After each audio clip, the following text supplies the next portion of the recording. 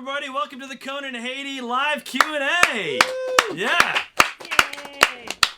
Thank you for joining us, Facebook, YouTube, and Twitch. Say hello to writers Jose Arroyo, Mike Sweeney, Jesse Gaskell, of course, Conan O'Brien, everybody. No one's clapping except for me for Conan. Wow. A lot of people gonna get fired after this. Can't wait. Guys, we're here to talk about... Again, I hate to break in. You were always yelling during these. And I'm asking I got so far before he said that. I'm asking a technical question. Yes. Is that because you're afraid they won't hear you? Maybe they won't unless you yell. But it's a question for people watching right now on their various devices. Does he come across as sweaty, desperate? Oh, God.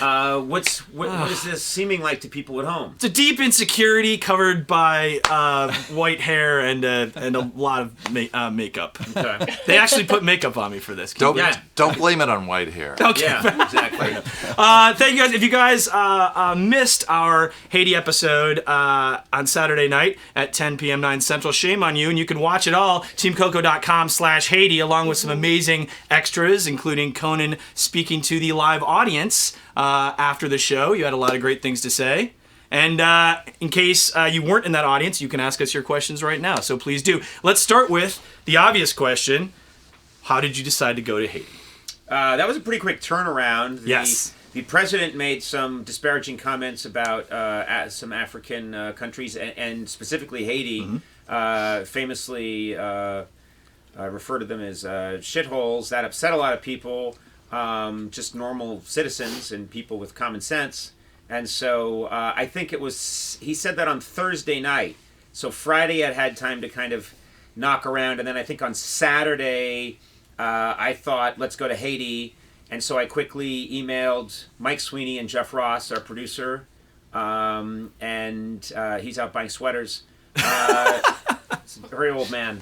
It gets cold in 80 degrees. So we, I just emailed those guys and said, should we go to Haiti? I mean, let's go to Haiti. Is there a reason we don't go to Haiti? I mean, immediately. And they said, that sounds like a good idea. So Sweeney, Jeff Ross, and a few of us met on Sunday. And we all said, let's do it. God. And then we arranged to double tape during the week so that we would still make our quota of shows. And that enabled us to get out of town on Wednesday night and arrive in Haiti early Thursday morning, start shooting, and then we left on Sunday. And then the true heroes of the story, Mike Sweeney, Jesse Gaskell, Jose Arroyo, they had to take all of this footage and edit it together into a cohesive show while I went back to doing these shows, the weekly shows. And then we would look at edits at night and discuss things, and we turned it all around and screened it for an audience Thursday night. So when you think about it, that's the fastest we've ever turned around a travel show ever. Yeah, that's incredible. And these guys deserve the lion's share of the credit. By that I mean I get 80%, 20%. That's my interpretation of lion's share. Yes. These are lions that are not good at getting You don't really have to feed or take care. Yeah. Yes. Francis on YouTube says he likes your jacket, Conan. Oh, There that's you go. You're getting that's that- responsive. Francis There is we a go. kiss ass. I like Francis. Francis could be a boy or a girl. Could be either. Or multi-gendered. No gender. Francis was my grandfather's name. That's why I say that. Maybe it's a comment from the grave. But anyway, yeah, this is a. I like this jacket because it's a plain jean jacket. But then this came with me on the trip to Mexico City, and so I have a Mexico and American flag pin, and I also have this little medallion of Trotsky. Most people think who died in Mexico City.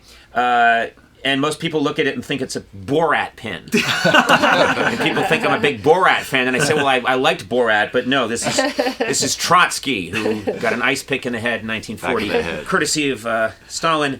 Little history lesson. Wow. Sorry, Internet. I'll go back to... That was some Grammys last night. Madeline Sims asks, how much sleep did you get on the trip? Yeah, exactly. We got it fair. Of the lion's share? You're the lion's share of the sleep. I got 80% of the seat. Yes. I have to say on this one, we didn't do too badly. Sometimes it feels like we are awake all the time, but this, at night, there was one night we went out and I danced in a club and we did a lot of shooting at night, but mostly things get pretty quiet in Port-au-Prince at night. And we would go to bed because we were exhausted and get a pretty decent night's sleep.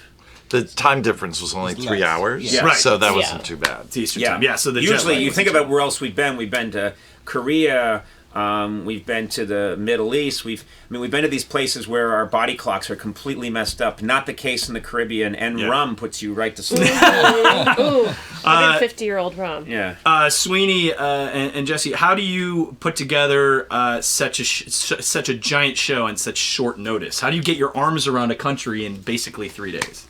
Well, it's an island. It's half an island. There we go. Yes. It's an island that was cut in half, so that right there Right. cuts it way down. So, and we knew that everyone said the traffic was insanely bad. So Right. we decided to we stayed in Port-au-Prince, so we decided to do all of our shooting in Port-au-Prince. Condensed. Yeah. Yeah. So you There was started- talk about going up north where there are all these beautiful historic sites, and we just didn't have time. So we mentioned them. Yes. But we bought beautiful shots Drone of them. 'Cause we didn't have time to go up there. We just did it. We really only shot 3 days. That's amazing. Wow. The 4th day was for travel, so you're kind of under the gun that way. That's incredible. Well, and we always do a lot of research, but we have a local team, a production team that Right. helps out a ton, and we had a Right. really good one They were great. this time. Yeah. Shout out to Natalie and Maggie. crew. yeah, and Maggie. Yeah. And Jason and Schlemme. Maggie. Jason Merlin Schlemme, and or- Jason Yeah. Schlemme That on guy our who puts it all end. together. But they help get our heads on Jean-Marc. straight and, guide us to, okay, this is really where locals would go. This Yeah, is a right. place where people hang out. We're going to, get a lot of foot traffic there and Yeah. be able to meet people. We always totally rely on we find we always end up with really great people in each location, locals, Yeah. and then we really rely on them. And they're always great. They Yeah. always kind of are very in sync and know what we're looking for. They never disappoint. Conan Michael on YouTube asked, please dispel some of the untruths about Haiti. What was something that surprised you visiting Haiti that you were like, oh, wow, this is not like I thought? Okay. One of the big ones is that I think many people have long held this belief that it's just chaos in Haiti. Right. It's because predominantly the media coverage in Haiti is about disasters and extreme poverty, and they've had more than their share of both. And so there's this sense I think people have that, oh my God, if you're in Haiti, it's just dealing with total chaos and violence, and it must be kind of scary. Absolutely untrue. Yeah. It was a lot of those things that are said about Haiti are extremely exaggerated. There is some terrible poverty there, and they did suffer an absolutely devastating earthquake in 2010, which they're still trying to recover from. But just a lot of beautiful people. It was, we traveled around. We met. I think we got to visit so many different places in and around Port-au-Prince and talk to so many people, and I don't know, just felt very comfortable and welcome. Yeah. Just about everywhere, and I like to say the biggest thing I learned after this trip, in my opinion, is that I've been to many places in the world. When we were visiting Israel and the West Bank, we had a chance at one point to go up to the Syrian border and look into Syria and have the experience of thinking, I don't know how this gets solved. This problem feels unfixable, intractable. I don't know how this gets solved. But Haiti feels like a country that's problems can be solved, and actually could be. I think that country could be vastly improved in the next 20 years with some, if they get some assistance.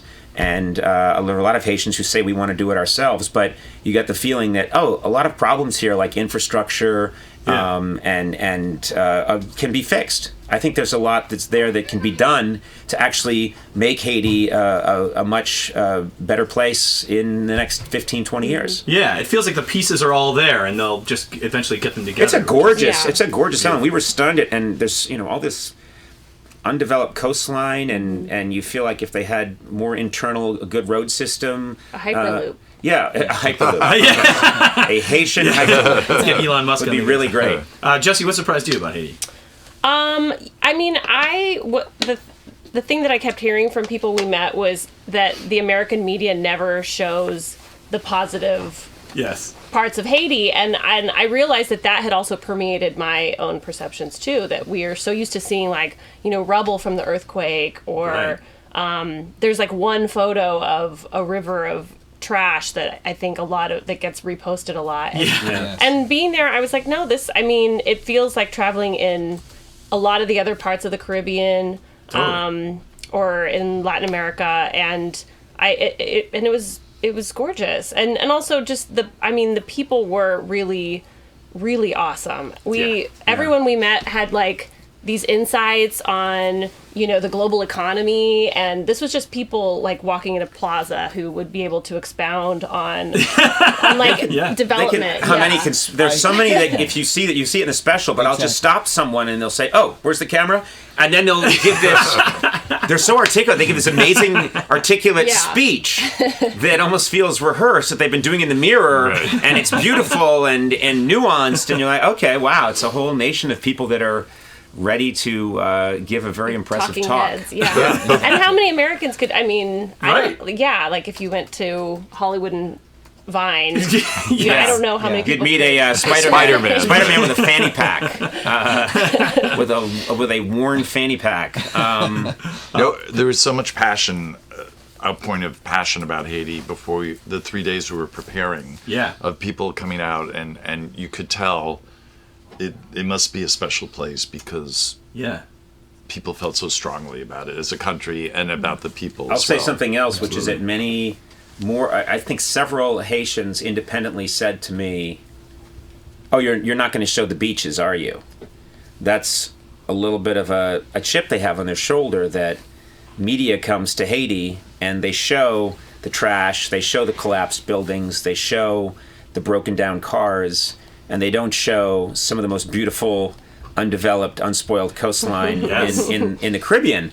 And so we made a point of saying we're going to go to the beach. So we went up north a bit, north of Port-au-Prince, and we went to this amazing beach and showed the beach. And I think, when we took a photo of me floating in the water, and people, and I said, this is Haiti too. This is also Haiti. Right. And I think that flips some people out. Absolutely. Almost like, you're pretending that's Haiti. No, I'm not. This is Haiti. This is really absolutely beautiful, but the media doesn't show that. That's true. Speaking about how impassioned the Haitians were, one of my favorite points of the trip was when we went to a park called Place de Boyer, and a crowd had gathered. Do you guys want to speak a little bit about what happened there? We were doing some man on the street stuff, talking to James Verneau, actually, who's in the special. We weren't there long. We had just gotten into the park. That was the first day. That was the first day. We only had like 90 minutes of sleep or something. No. And we had just gotten into the park, and not much had happened yet. And I'm used to angry crowds forming around me. During the monologue? Right. This happens at the show. It happens with my children. I'm used to experiencing that. No, this was very different. You usually go out and people are excited that you're there shooting, or they know who you are. And this was obviously a very different situation. They don't know who I am, and they were mad. And you can see it. It's a very real, raw moment. Yeah. And we decided, let's go over there and talk to them. And fortunately, we had an interpreter who was trying to explain. One of the things that you don't see on the special is that they started showing some of my comedy that we had done a few nights before. Nothing quiets a crowd down. Just cool down. They should use it as crowd control. Whenever people are rioting, they should just broadcast Conan monologues and everyone bums out. And when they woke up from the nap. Yeah, exactly. Yes, exactly. No, it was actually a piece that we had done with Lou Lewis, our interpreter, where we had done it before we went to Haiti, where I think that he's interpreting for me in Creole, and he's actually deriding me and making fun of me. And the Haitian crowd saw this, and they saw that, this guy, he has a TV show where he let a Haitian person mock him in Creole, and they calmed down a bit. And then I had a speech. You can see that part that I deliver terribly.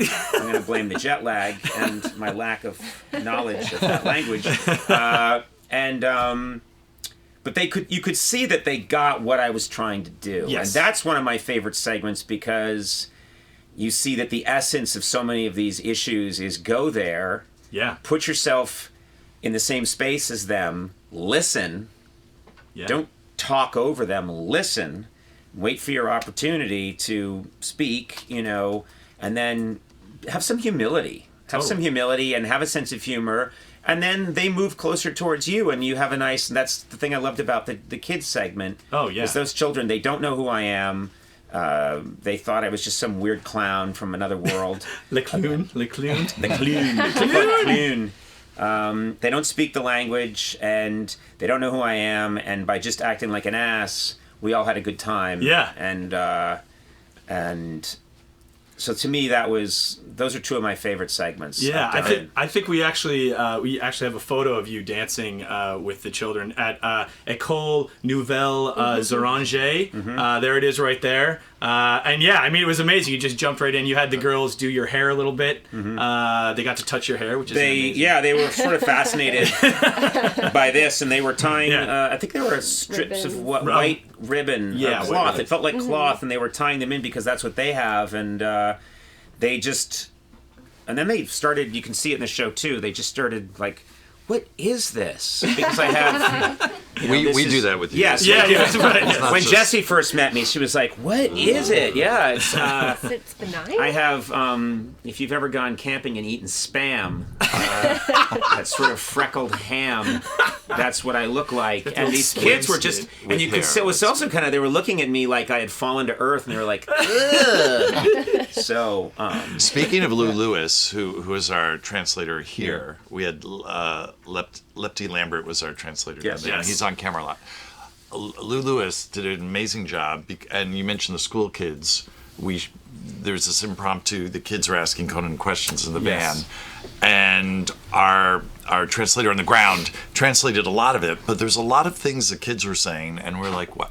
We just edited it fat because it's like, what are they saying? And we sent it to Lou, and he sent back a transcript of all these amazing, just some of my favorite. That's why that segment is maybe my favorite in the show, is because it starts with you playing with kids, and it's all very it's almost silent comedy, and then you get to the point where you're outside the car, they're touching your arm, and suddenly they start responding with some kind of hard-hitting questions. Yeah. But we didn't know. We didn't know. Like the stuff about you're talking about the president, and one girl goes, "Don't worry about him. Don't let him bother you." And then she goes, "Maybe he fell on his head." The transcript came back. We're like, "Oh my God, this is." Oh no! And also, great. She was fantastic. She was great. She was I mean, they were so, and I love the. They weren't afraid to say,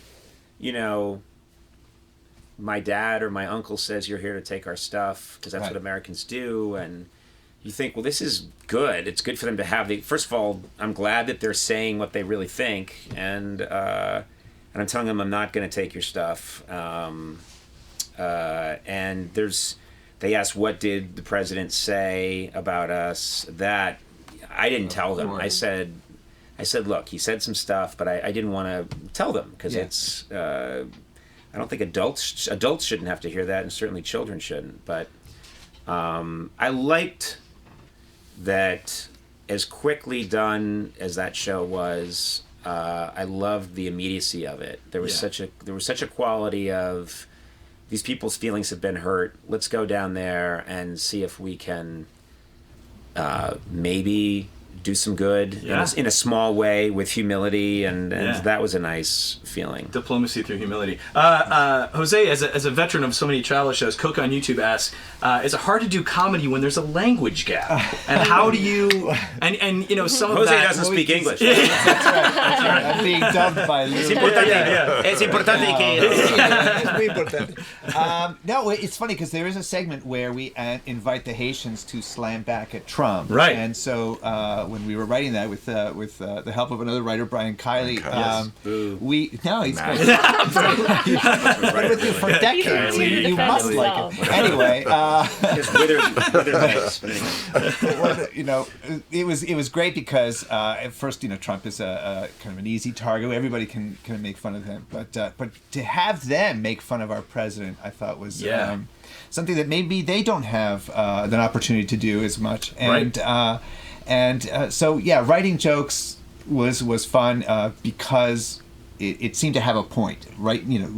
They were reacting. They had a chance to react to what had been said about them by our president. So, absolutely. Yeah, it was rewarding. I got to say, and one of the great things too is that I feel it crosses all boundaries of language and everything is food. And Nacho Nation on Twitch asked, "How is the food? How is the food?" It's really good. I feel like we it was amazing. It's It's very simple and delicious. Yeah, I mean, it was. We found the same thing to be true in Cuba, which is it.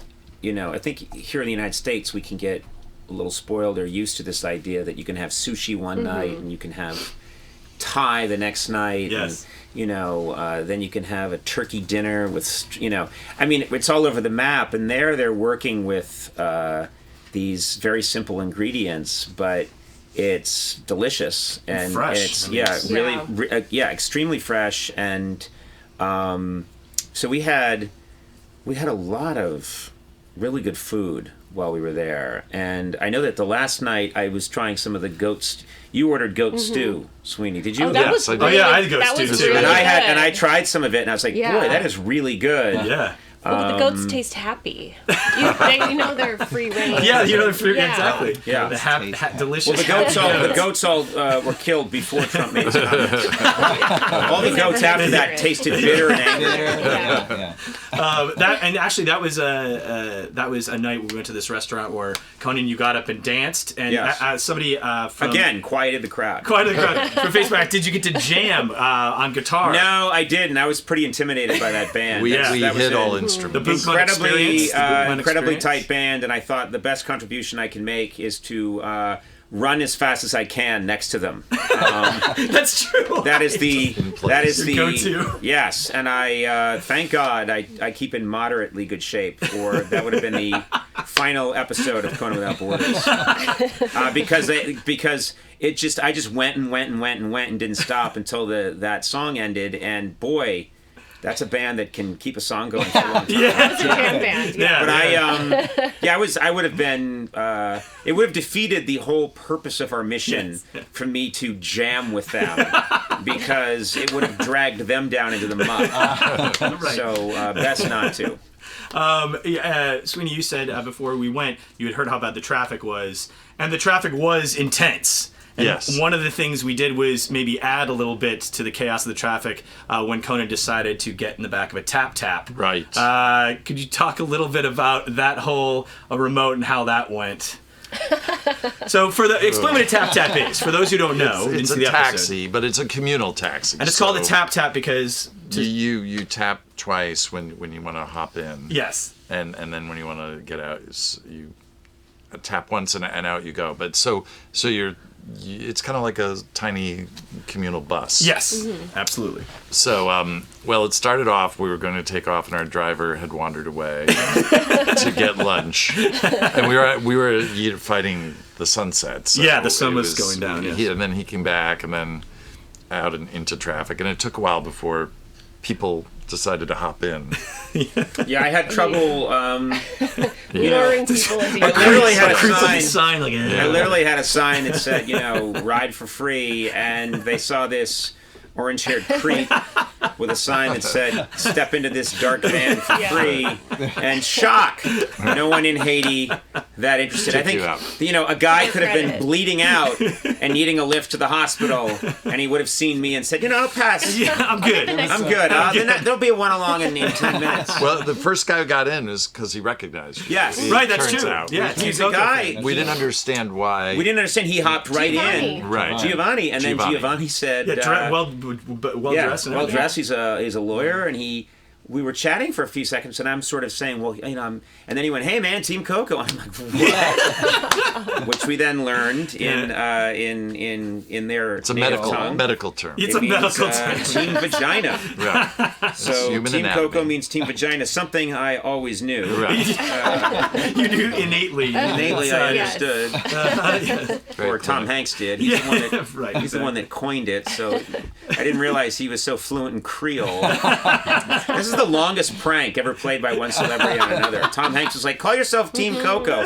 Okay, Tom. And then he's like, knowing one day in 10 years, they're going to learn Creole, and they're going to figure out what I did. Juxmeister on Twitch says, Team Coco, did you ever get the midterm lawyer home after the tap broke down? Yes. Yes, we did get him home. Yes. And just to be perfectly fair, the driver that was driving that tap, that was not his usual That's true. truck. Mm-hmm. Yes. So he was driving, it was complicated, but for various reasons we had to switch him out and use him to drive that car that he hadn't driven. So when the clutch burned out on the hill, I think if the person who had been driving that, who was supposed to drive it, had been driving it, he knew how to work that clutch. Yes. This guy really didn't. So I wanted to get that out there because even though it ended up being really funny and our tap died and it got knocked up the hill, that was American meddling. It was. The tap die. Once again proving that if we would just leave the Haitians alone, they'd be better off. One thing I really loved and I thought was a very poignant part of the episode is when we went to go visit the women of Haiti. Female entrepreneurs who are creating businesses to help the economy. Jesse, can you talk a little bit about that? Why me? Because I'm. Well played. No. I was really inspired. Every single woman we talked to, it was like they, had maybe moved to the U.S. as a kid, gotten a degree, maybe gotten 2 degrees, worked, started small businesses in the U.S., and they were all coming back to Haiti to participate in this rebuilding after the earthquake and be a part of the economic recovery. And I was it just really struck me because, I think to them it is a bit of a sacrifice, but it's also they have such a strong love for their country and wanting to improve it. And I just thought, I feel lacking that in my own life. And so I would love to be a part of something that I could improve. You could, by the way. By the way, Jesse, you were hired specifically to improve our show. And I've done nothing. We're in desperate straits. That's not true. We've done a lot. But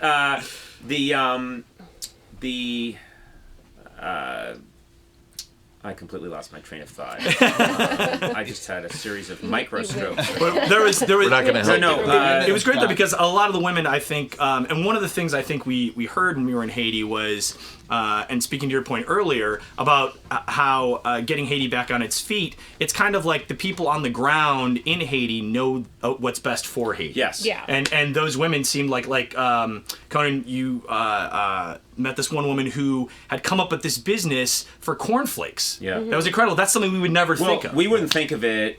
And first of all, that woman was really impressive. And she's Harvard alumni. Yeah. Well, that's not the... Yeah. Please. Those people are scum. She's impressive because she graduated from Harvard and actually is doing cool stuff and helping the world rather than mining it of its precious gold. Oh my God. The true Conan camp. Yeah, sorry. What I thought was so impressive about many of these women is that I think there's another misconception that everyone wants to, quote, escape Haiti. Yes, absolutely. And what's really cool is that so many of the women that we met at DOT were women that had grown up in Haiti, had left, they got an education in the United States, they had these incredibly impressive jobs. I believe she worked at Goldman Sachs. Yeah. She went to Goldman Sachs. Yep. I think, she went to either Boston University or Boston College, graduates. I mean, they do this really impressive stuff, or they go to the Wharton Business School. Then they come back to Haiti because they feel this desire, and it's not guilt. They really do want to go back to their home, and they want to contribute. And I think, all this paranoia people have that, these people want to come here and just live off of our resources. And you think, well, wait a minute.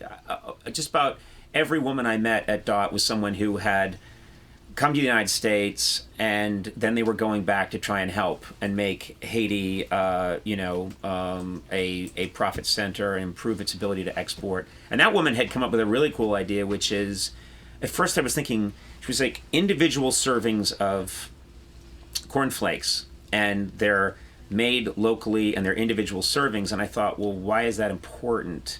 And she said it's important because all of the cornflakes we have are imports. They sit on a shelf for a long time. They get stale.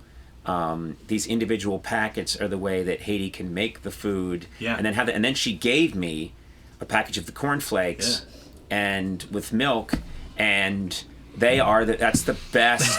They were fantastic. I mean, the texture. No offense to the good people at Kellogg's, but they were just really great and delicious. And I thought, yes, I would actually like this to be the way I have my cereal. I would like I want, if this was an export that Haiti had, I would be getting my cornflakes from them because they are far superior than our cornflakes. And along those lines, this is a kind of question for the group. Yin Lin, David Liu on Facebook asks, what can the world learn from Haiti, or what is unique about Haiti that they should be spreading to make the world great?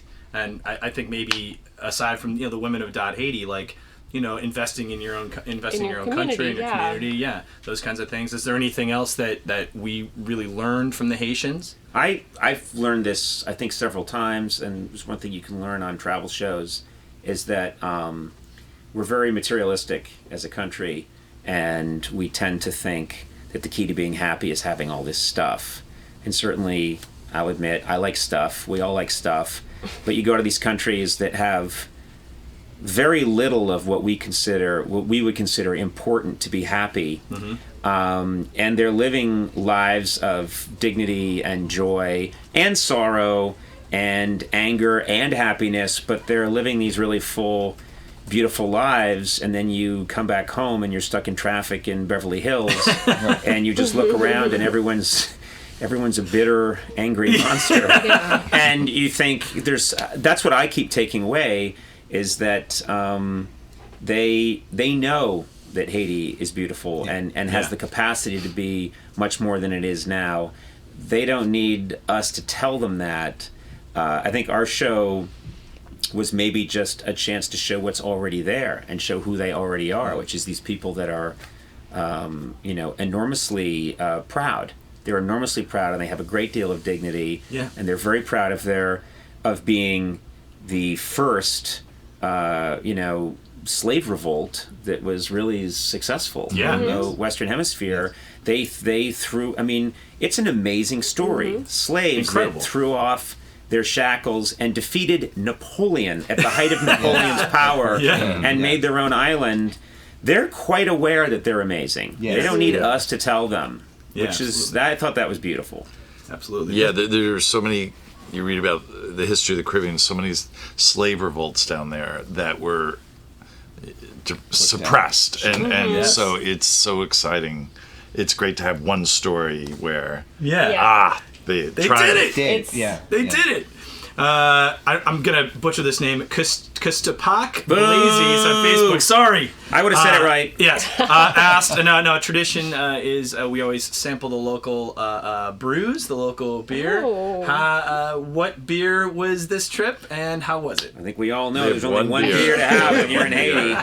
We can all say at the same time, it is Prestige. You have Prestige beer. That's right. And how was it? It's very good. Yeah. It's and they gave us a lot. They gave us a lot of it. And I did a quick commercial for Prestige. That's right. I'm expecting, a piece of the action. That's right. We also had it's exactly. When you're in Haiti, you have the rum. They have really good rum. Absolutely. They have excellent rum. And at one point they gave us what's the name of the company? I want to make sure I say it right. Barbancourt. Yeah. They gave us a 150-year-old rum. It was a blend of different ages. A blend of different ages, but it was in honor of their 150th year, and so it had some 150-year-old rum in it. And they gave it to us in this bottle, and the bottle was gorgeous, and the bottle came in like a velvet cloth, and then came in a mahogany case. And they gave it to me like, Conan, this will be in your home and grace your home, as you grow into your senescence and old age. You will have this beautiful rum, and you will have a sip every now and then. It will remind you that night, camera crew and us, next morning, gone. Empty. Bottle on its side, Gone. cloth eaten, mahogany box smashed by James, and he was wearing it as a hat. It was just like our urine that day was worth hundreds of dollars. Steven asks, from Facebook asks, what was your favorite moment in Haiti that was not recorded on camera? Maybe besides that. It's so funny, like we make a policy of kind of shooting, Jose, you know this, shooting everything. From the moment we get off the plane, we're kind of always shooting, but stuff kind of always falls through the cracks. Was there a moment? Yes, I know. I have a moment. Yes, and it's gonna. It doesn't translate. You won't understand by my saying it. But we were giving our. There was one night where we were staying with these. We were staying in this house. These lovely people put us up. Have we given them a shout out yet? Jean-Marc and his lovely wife. Verena, Verena and Jean-Marc, they two put us sweet up, kids. and they have two beautiful children, and they put us up in their home, and they had a nice dinner for us, and we're all sitting at a table eating this nice dinner, and then we started to give our executive producer, Jeff Ross, a hard time about something, and we were giving him a hard time, and that came into a sort of well, wait, did he really say that or did he not say that? And it's a long story, and it's silly and pointless. The important thing is we immediately held a trial, an impromptu trial, and we were calling in witnesses from our Haitian crew, and they were testifying, and they had to put their hand on a plate and take an oath. And everybody it was so beautiful because the Haitian people who were helping us out were crying. They were laughing so hard. We were laughing so hard. It was this ridiculous trial for no reason. It had no point. It kept and it sustaining kept going, itself. and going, and getting funnier and funnier. And then we'd say, like, wait a minute. Then call in, call in that driver, and the driver would be brought in, and we'd explain, and he'd be laughing and say, I cannot say. And we'd be like, you must say. And it was, I don't know, it's the hardest. I've laughed in memory, and it was one of those things that even now I can't explain. It was just a trial about nothing, but everybody was in on the joke. That's right. And there was no hierarchy, like, the people that were helping us, the Haitian people who were helping us on the crew were mocking us, mocking our producer, and he was mocking. It was just Sweeney used to be a lawyer, so he was Sweeney was seriously. Sweeney was very seriously. I was Sweeney excited was tearing into people to get to cross-examine people I work with. Very thrilling. And rum was involved. that's right. Perhaps that's why the it was magic so elixir. That's right. We get this question every single time, so we're just going to get it out of the way now. Anastasia on YouTube asks, when or if will we ever bring Jordan on Conan Without Borders? Well, there is I don't want to say too much. Last Friday. What's that? Yes. Yes. We will. There will be Jordan will come on a Conan Without Borders. It's just figuring, and we have what we think is the right idea. It's just getting it all to line up. One of the problems with Jordan is that his software crashes every now and then, and he needs to be sent back. Yeah, he needs to be sent back to the good people. By the way, at Windows. This comes up because Jordan sends in this question every time. Under a different name. All Jordan-generated buzz. No, Jordan is. I can't tell you. Everywhere I go in the United, specifically in the United States, but everywhere I go, people come out of the woodwork and go. I mean, I've been.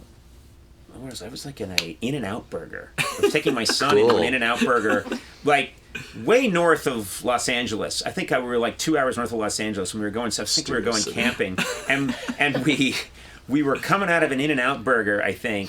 And a pickup truck just screeched to a halt in the middle of the street, and the guy with his engine still running jumped out of his pickup truck and came running over and went, "Is Jordan for real? Is he for real?" And I said, "Yeah, he's for real." And he was like, "That's crazy!" And then he ran back in his truck. He was starting to like roll backwards and took off. Caesar Elliot Vergara asks for us, does our family travel with us when we take these kinds of trips? No. I would thank not goodness. let my family near one of these trips. No, I actually do. My daughter is now, she's 14, and I really would love to, I'd have to take her out of school, and the Haiti trip happened so quickly, but I would love to take her, and she was fascinated with the Haiti show, and she came to the live taping. She's never been to a live taping before. Oh, wow. And loved it, and loved the Q&A, and she's getting very interested in being, she's a really good person, but she's interested in being a citizen of the world and trying to help. Mm-hmm. So I could see taking her on one of these trips. My son, he's a monster. He will never All see the more this. reason to Exactly. And a lot of people in the chats have asked what they can do to help. You can go to teamcoco.com/Haiti for more information on that. And for people who can't donate, They mean to help us. yeah, to help us. Yes, How do we help? We clearly we How need. do we help Conan with his goodness. depression? Oh goodness. Jessie with her. But what are some Horrible. things that people can do to help Haiti? Would you guys say? Is there anything besides donating? I mean, besides donating? Yeah, you can obviously donate. Right. If not to That's- donate, yeah. you can go to Haiti. Conan, yeah. I've made that point, which is Anderson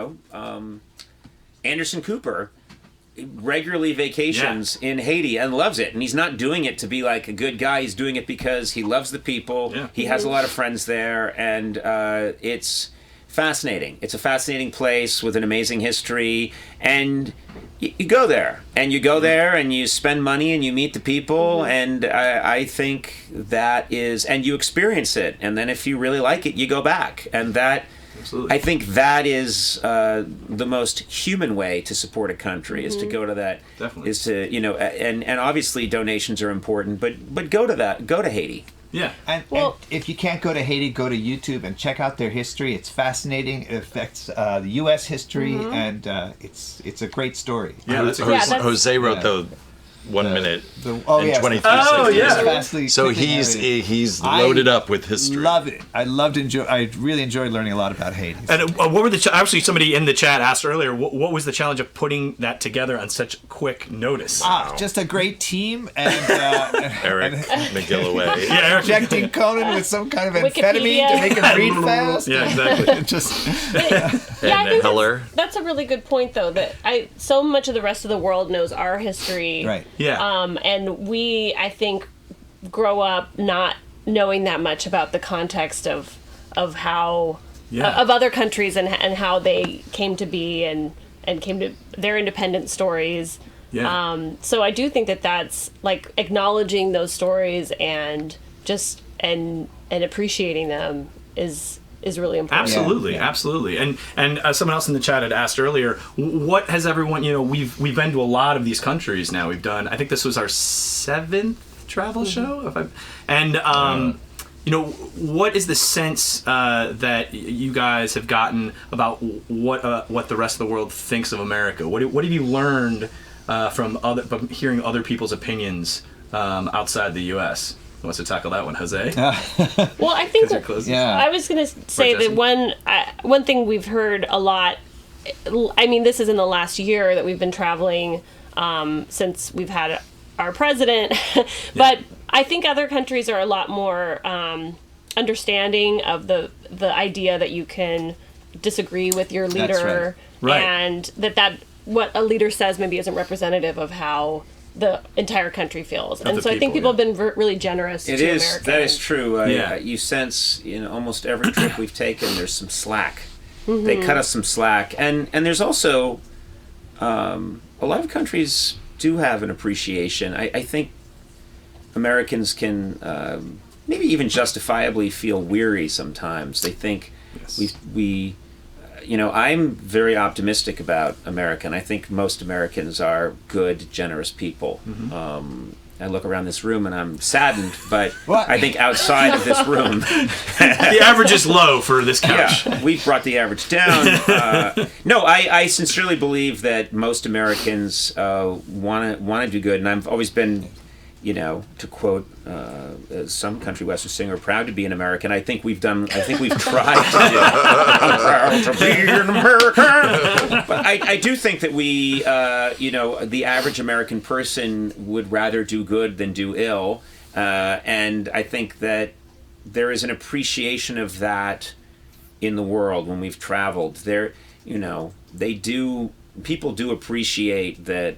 For the most part, I think Americans have, or America has tried, in some ways. And yes, they see us for all our warts and flaws. And of course, there are areas of the world where they're always going to hate us. But they might just, I don't know. Maybe they're just being polite to us. Yeah, they can. Second we're gone. They know the camera's off. Exactly. Yeah. Yes.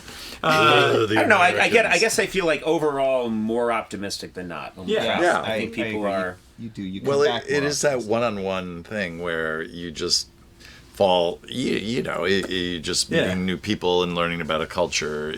We always come away with just. I just say our Haiti sign is slowly detaching. Yeah, slowly feels like someone's. It just feels wrong. There we go. It's a good job, but it looked like someone just put it on with chewing gum. It's just a chewing gum. And you kind of get the sense that everyone's kind of the same. We're all kind of the same. No, that's ridiculous. No, that's stupid. What do you mean we're all the same? What is that? No, we're all very different. Don't ever summarize like that again. Your summaries are terrible. They are. I'm not. So what you're saying? Hulk, no, think is good. That we're all gluten free. No. Lars, on you. We're almost actually out of time, so get your questions in now. But Lars, on YouTube asked Conan, that moment when the kids asked you what the president said about them made me cry. How did you maintain your composure throughout that and other emotional moments? Well, I have no emotional core. That's my secret. Dead inside. You're I'm dead inside. No, I did. I just. It was, I have children, and when they ask you a hard question, it's a bit of a. I think what's nice about that moment is, again, it's very real. I'm not going to tell those kids. I'm not going to repeat what was said. Yeah. And I don't want them ever to hear that. And then it just, upon reflection, immediately makes me sad that they would hear it. Yeah. And you just had to. I just think in that moment, just I don't know, be a dad talking to kids. That's I'm a dad, so try and protect them somewhat from the baseness of the world and some of the cruelty of the world. Just not, I don't want them to hear that, but I do want them to know the reality that we have this president that occasionally says things that and I loved that girl's reaction, that she just sort of cut me off. She's like, don't worry about him. Don't worry about him. Something's wrong with that guy. They must have dropped him on his head. Well, anyway, that's your problem. We're in Haiti. You guys are the ones with the problem. Yeah. I know, and that school, again, it was, I think, leaving Haiti, it was such a sense of hope because organizations like ProDev, who run that school, that was for the poorest communities to send their children for free. Yes. And you think in 20 years, how many kids will have gone through that school getting such a great education? And it's nice, too, because that's where, when I got back from Haiti, the first thing I did was talk to my wife, and, we both agreed immediately that that's where we wanted our donation to go, was to that school, and that makes it personal. Dude, there's something about. Sometimes you'll just be watching TV and they'll say, if you want to help, 1-800-555, and just swipe your credit card, and there's not this connection. But when you've been there and you've met the students and you've seen what they're doing, and I feel like an alumni or something, I'm invested now. And I do think that that's something that enriches me. It enriched us to go to Haiti. Absolutely. I think we did not go there to, quotes, to save the world or do anything heroic. We went there to meet the people, and we were enriched by it. Yeah. We were the winners, and they're probably regretting it. And along kind of those same lines, Ewan Brady asked, "What was the hardest thing we witnessed while in Haiti? What would you guys say the hardest thing was?" We go on all these trips, and it does kind of feel like a whirlwind because we're there so quickly, and we're working like 18 hours a day, and it kind of doesn't really sink in until later, the things we experienced and that stuff. Was there anything in particular that stood out to you that was tough? I mean, there is a lot of poverty. It's like a lot of countries in the world. Of course. I mean, comparatively, when you come from the richest country in the world. It's you're seeing people live in a much different way, but I also, I mean, I think I really appreciate, like, people there were so generous to us, and I find that often too, that people with less are more generous with what they have. Absolutely. And Yep. and that really affected me. I would say, to me, the saddest thing is that you see things in life that break your heart, and there's nothing that you can do about it. Right. And you see people that, whether it's a person with an ailment, or you know, and there's a disaster, and there's nothing you can do about it, and it's just, you know, I think the saddest thing to me about Haiti, and about other countries as well, I think in the 21st century, with all the technology that we have and all the wealth there is worldwide, poverty is increasingly becoming, it's not necessary. It doesn't have to exist on that level. That's right. And when you're in Haiti, you see this gorgeous island, beautiful, smart, creative people, and they've been not treated well by the Western Hemisphere, or actually they have not been treated well. Yeah. First by colonial powers, you know. Then their own leaders at times. Then their own leaders at times, and you know, we've not been always the best friends to them, and it's what seems it feels unnecessary. That's what gets me. Because you're driving around and you're thinking, I do believe these issues are solvable. Absolutely. I don't think that people have to live in this kind of poverty, and I think this could be addressed. And there's a lot of smart people in the world, and and there's so much wealth in this country concentrated in absurd places, that if some small bit of that was diverted sometimes here and there, people's lives would be completely different. Yeah, agreed. It was hard to reconcile the poverty you're talking about with everyone we were meeting, because they were so vibrant and wonderful and smart and hard. It was hard to reconcile the two realities. Mm-hmm. Yeah. Emily on YouTube asks, I wonder if those kids play drums on their desk all the time now. I know. You know what? I really do think that they were sort of shocked when I started doing it, and then they were doing it, and then they loved it, and I swear they're doing it right now, and I swear you kept making it work. The third time, then you get up. Yeah. And go, now you don't even have to stay at your seat. Yeah, now you can just. They all got up and started running around. Yeah, I kept, and my experience is that then you attack the teacher. I am a child ruiner. Because I love to goof around with kids. I always have, and I'm very childlike when I'm around kids, and then they always want more, again, and then I'm always getting parents later on saying, you know, thanks a lot, because they're all now they think it's funny to light the curtains on fire. We only have time for two more questions, and one of them we don't need to discuss it on camera, but Stephen Simons from Facebook asks, who's the easiest person to travel with? And I'm going to say, who's the hardest? Jose, would you like to jump in? No, I'll pass on this. Who's the easiest person to travel with? Who's the easiest traveler? Jason Shalemi. Jason Shalemi. 100%. Jason Shalemi. Jason Shalemi is the chill warrior. Jason Shalemi started on our show in 90. I think he started in 93 as an intern, maybe. No, a little 94, maybe a little later. But he was there. I mean, yes, we've been around 25 years, and so maybe he's been there 23. So he's brand new. But he is an absolute. You know, I can't imagine any incarnation of this show. Late Night, Tonight, Conan. He is, he is the heart of the whole matter. He's just an indispensable part of the show, and he's a warrior. He's just a warrior. He gets things done. Yeah. He just wherever you are, and I've been with him in so many different parts of the world. Mm-hmm. And he's always there, like, hey, friend, and he hands me, like, a cup of coffee when I'm cold, or a cold drink when I'm hot. or tells me your makeup is running down your face into your eyes. And but everyone else we work with in these countries, they all fall in love with him. Yeah, that's true. He's really our secret. I would say he's the secret weapon, Jason Chalem. And yet he's also the worst. Yes. No, that takes care of it. Because he makes us all look bad. Yeah, exactly. there we go. Perfect. Exactly. And the Alpha and the Omega. Yeah. All right, Harry on YouTube asks, and a lot of other people have been asking, and they always ask, any idea where we're going next? Do we have any idea where we're going next? Everybody wants to know. Everybody wants to know. I can say, actually, we usually dodge this question. Yes, we usually but dodge today, it. I don't think I'm going to dodge the question. We will pretty soon be leaving to go to India. So we're going to go to India and that's right. Replace Haitian flag. Yeah, exactly.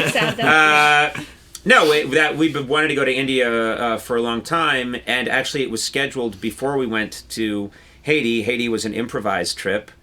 We're going really soon, and we would love. India's going to be improvised now. India's going to be improvised now because Haiti was improvised. But we'll be going very soon, and we would love suggestions. We'd like to meet people when we're there.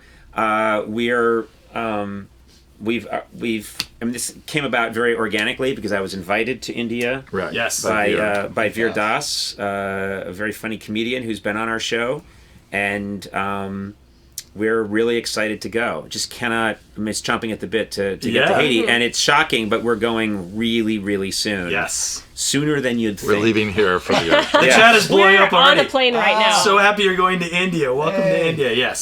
So but we will be, like I say, the purpose of these trips is to make friends. And so if you're watching now and you're living in India, we're told it's a very small country, not many people. We haven't done a lot of research yet. Right. Tiny. But you'll probably run into us. Yeah. I'm told, it's about the population of Delaware. We're really thrilled to go and feel like this could be a fantastic. Whoa! That's look at that. fun. Was that because of what was that? I don't know. It's the disco part. Oh, what the hell was It's that? already changing to India. It's already Yes, Oh my we're goodness. transforming. pyrotechnics. It's That's gonna be falling down amazing. again. Yes, it's amazing. Is that on a timer? I don't know. At 12:30? You say India, and then everything changes. Hold it up. Hold it up proudly. That's in front right. of you. Yes. Thank you all for joining us for this live Q&A. There you go. That's right. Thank you all for joining us. YouTube, Facebook, and Twitch. Make sure to go to teamcoco.com/Haiti for our full episode and a whole bunch of web extras. Thank you to Jose, Mike, Jesse, and Conan, of course. And we will see you guys in India. Thank you, guys. See you later. Bye. Bye. Viva Haiti! Viva Haiti!